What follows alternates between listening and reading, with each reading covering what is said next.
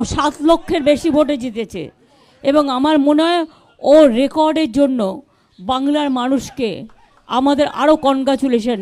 এদেরকে দিল্লির শিক্ষা নেওয়া উচিত, রিগিং করে কিছু হয় না।